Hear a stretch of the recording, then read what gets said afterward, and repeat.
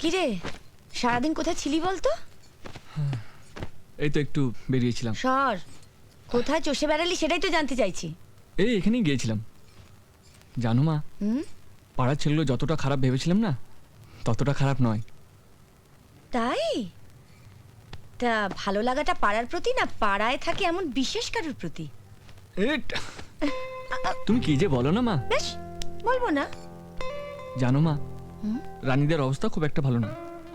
ও কলেজে পড়ার সাথে সাথে টিউশনিও করে, নিজের খরচ নিজেই চালায়। পাড়ার ছেলেগুলোও ছোটোখাটো কাজ করে, কতই বা পায় বলো। কিন্তু দেখো সবাই কত আনন্দে থাকে, মজাতে থাকে, ক্রিকেট খেলে, হই হই করে সময়টা কাটায়। দে আর সো হ্যাপি মম। কিন্তু কতদিন আর হ্যাপি থাকবে? চারিদিকে শুধু গদি বাঁচানোর খেলা। এই দিন আনি দিন খাই মানুষগুলোর পাশে কে দাঁড়াবে বল? আর তাছাড়া আপনার তো বয়স হয়েছে স্যার, কতদিনই বা বাড়িটা আঁকড়ে রাখবেন? দিনকাল ভালো না স্যার, হঠাৎ যদি একটা কিছু হয়ে যায় তখন কি হবে বলুন তো? আপনি ভাববেন না আমি যথেষ্ট টাকা দেবো। চলি স্যার, নমস্কার।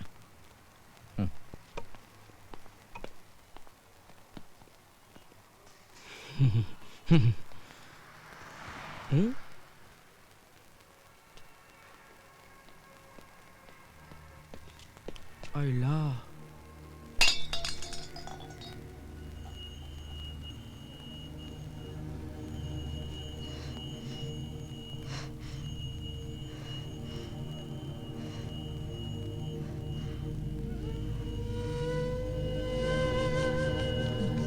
দিদি ভাই,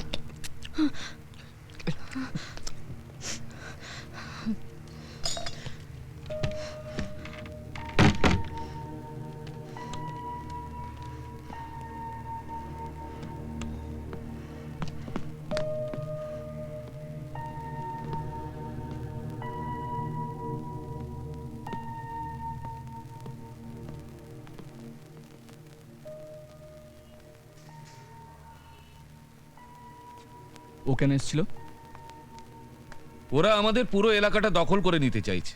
যেমন ভাবে আগুন জেলে মানুষ মেরে এলাকা দখল করে, ঠিক সেরকম ভাবে মিহির বাবুর এই ওয়ার্ডটা চাই। তাই এই বাড়ি ভেঙে সুপার মার্কেট বানাতে চায়। একটা বাইরের লোককে এত কথা বলা দরকার আছে কি? আর তোমারও না খুব জেদ জেঠু। কি হয় বাড়িটা বেঁচে দিলে আমি তো বুঝতে পারি না। না না, ওসব বাড়ি বিক্রি টিক্রি হবে না। বাড়ি বিক্রি করে আমাকে পথে বসানো ধান্দা না। আগে আমার বিয়ে দাও, তবে যা করার করো। তোকে পথে বসানোর কথা এখানে হচ্ছে না দিদি। হচ্ছে না? হতে কতক্ষণ? কি হচ্ছে কি এখানে? এটা বাড়ি না বসছি আমি তো বুঝতে পারছি না। আমার ভাগটা তোমরা আমায় লিখে দাও। আরে একটা কথা বলবি তো থাপড়া মেরে গাল লাল করে দেবো। যখন বাড়ি বেচা হবে তখন যার যার ভাগ সে পাবে। এখন যাপ, ঘরে যাপ। হ্যাঁ রানি চলে আয়।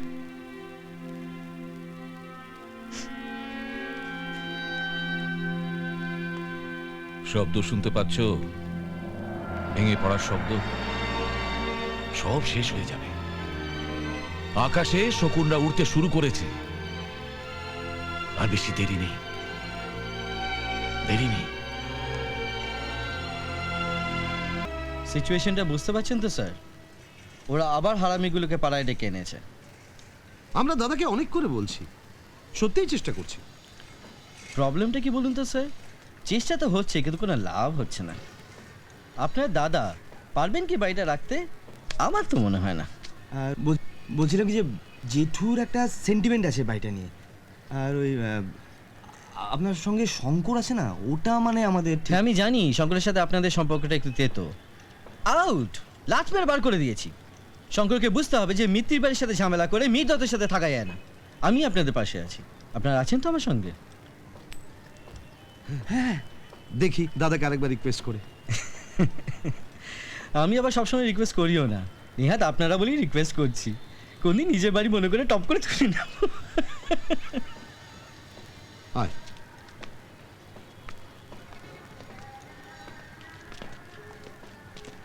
উঠে আয়।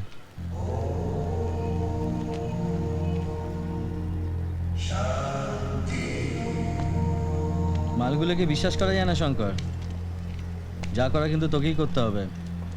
আমি ডেকে নিচ্ছি দাদা। যা দেখার আমি দেখে নিয়েছি। অনেক দিন ধরে ভাবছি প্রদীপ দার একটা শহীদ বেদি করব। কোথায় বানাই ভাবতে ভাবতেই একটা জায়গা চোখের সামনে ভেসে উঠল। কোথায় দাদা? দর্জিপাড়া ক্রিকেট পিচের ঠিক মাঝখানটায়। ক্রিকেট পিচে থাকবে শহীদ বেদি, আর পাড়ায় থাকবে আমার পতাকা।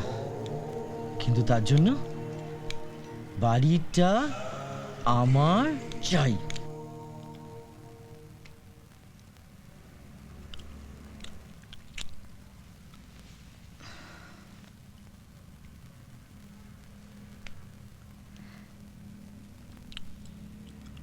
তুমি আমায় বিয়ে করবে তো? হুম করবো রে বাবা, করবো। তুই আর আমি বিয়ে করে ওই বাড়িতে থাকবো। আচ্ছা, ওই বাড়িটা তোর ভাগ আছে না? আছে তো? হ্যাঁ আছে তো।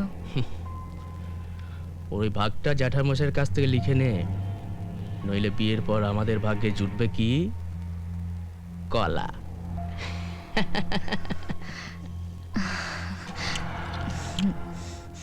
রজত, ইসমাইল, আফরোজ, লালটু, বাপ্পা, গৌর, বুড়ো, টুলু, উকো, কানু, গদাই। এই তো। রজত, এই কানা টিম নিয়ে টুর্নামেন্টে নাম দিয়ে কোনো লাভ নেই রে। আমরা নতুন টিম নামাবো। কি বলছিস? দর্জিপাড়া 11 বুলেট উঠে যাবে? যেটা ঠিক সেটাই বলছি। আজ হয় বুড়ো আবরা ইসমাইল আফরোজদের বাদ দেওয়া হোক, নয়তো আমাদের নতুন টিম নামাতে হবে। এ বাবা, এই মির্জার কথা নাচিস না। 11 বুলেট কি পাল্টে যাবে নাকি? কেন রে কানু, ক্লাবটা কি তোর বাপের সম্পত্তি নাকি? লালটু, বাপ তুলে কথা বলবি না। আবে বাপ কেন? এই টিম বদলানোর জন্য তোর ওপর হাত তুলতেও আমার আটকাবে না। শালা শুয়োরের বাচ্চা।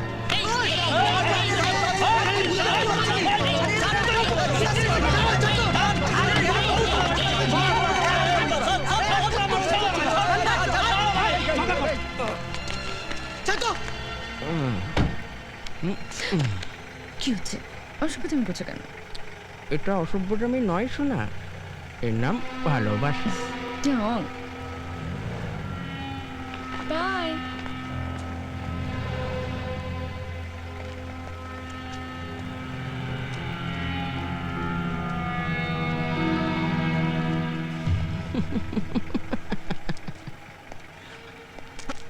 কি হয়ে যাবে? দেখো না, বলছি নতুন টিম বানাবো, ওরা কিছুতেই মানছে না। তাই এখানে দাঁড়িয়ে দাঁড়িয়ে ছিটছিস? যা টিম লিস্টে ছেড়ে ফেল।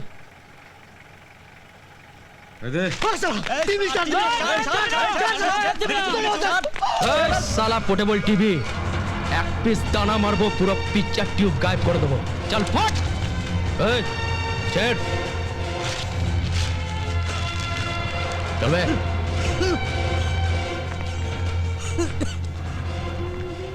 এই কুত্তার সঙ্গে তুই কি করছিলি? ভদ্রভাবে কথা বল রজত, তোর জামাইবাবু হতে চলেছে, সম্মানটা দে। মানেটা কি? এটা ভদ্রলোকের বাড়ি, তুই যাকে থেকে রাস্তা থেকে তুলে আনবি, বলবি বিয়ে করবো, আমাদের বিয়ে দিতে হবে? লেগেছে তো? জানতাম লাগবে। এতদিন আমার বিয়ে নিয়ে তোরা কেউ চিন্তা ভাবনা করার সময় পাসনি, আর আজ যখন আমি নিজে ঠিক করলাম তখন তোদের গায়ে ফোসকা পড়ছে, তাই না? তোরা কি জানিস? স্বার্থপরের জাত। তুই ভুলে যাচ্ছিস শঙ্কর বোনের সঙ্গে কি করেছিল? ভুলে যাচ্ছিস? এক হাতে তালি বাজে না রজত। রানীরও নিশ্চয়ই অনেক দোষ ছিল। বাহ বাহ বাহ, হ্যাঁ, আজ শঙ্করের জন্য বোনকে অপমান করতে তোর বাজছে না? এই কি শুরু করছিস তোরা? হ্যাঁ। ছোট লোকের মতো চাঁদাচ্ছিস। আর রত্না, কি বলছিস তুই? শঙ্করকে বিয়ে করবি? পাগল হয়ে গেছিস নাকি? কেন কাকুমণি, এতদিন তো আমাকে নিয়ে তোমরা কেউ কিচ্ছু ভাবনি, কখনো ভাবনি। আজ হঠাৎ এত দরদ উতলে পড়ছে কেন তোমাদের? বিয়ের পর বাড়ির ভাগ দিতে হবে বলে? প্লিজ কাকুমণি, আমায় এবার তোমরা মুক্তি দাও, প্লিজ মুক্তি দাও। আর তা যদি না পারো, ছাড়ো, আমি নিজে নিজের মুক্তির পথ খুঁজে নেব। আজি বাজি যত।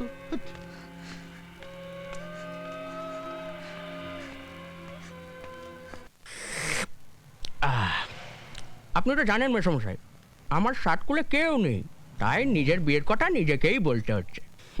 আপনাদের যদি কোনো আপত্তি না থাকে তাহলে এই ফাল্গুনেই হয়ে যেতে পারে। কি অদ্ভুত ব্যাপার, তাই না? একদিনে মেসমশাই আমার কানের গোড়ায় মেরে এই বাড়ি থেকে বার করে দিয়েছিল। আজ কপাল ভাবো, পায়ের উপর পা তুলে কেমন চা খাচ্ছি, একেই বলে গুড লাক। হ্যাঁ, আমি শুধু রত্নার কথা ভেবেই তোমার কথাগুলো শুনছি, নইলে তোমার কথা শোনার আমার কোনো অভিপ্রায় নেই। তাই সই মেসমশাই। তবে হ্যাঁ, এই কারণেই আমি আমার সোনাকে এত ভালোবাসি। কে ইয়ে তাহলে বিয়েটা কবে হচ্ছে? ওইসব নিয়ে আপনাকে চিন্তা করতে হবে না, সব হয়ে যাবে। তবে হ্যাঁ, আমি কিন্তু মডার্ন, মেয়ের মত আছে কিনা জানতে হবে না। হ্যাঁ, রত্নার মত আছে বলে তো তোমাকে এখানে ডাকা। কে রদ না? আপনি না মারি সব গুলিয়ে গু করে দিলেন।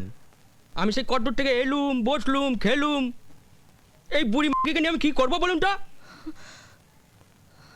আমি রানীকে বিয়ে করব।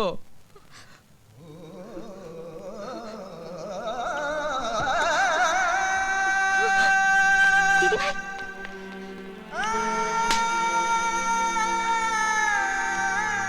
এই, চল বেরো, চল বেরো। বেরো।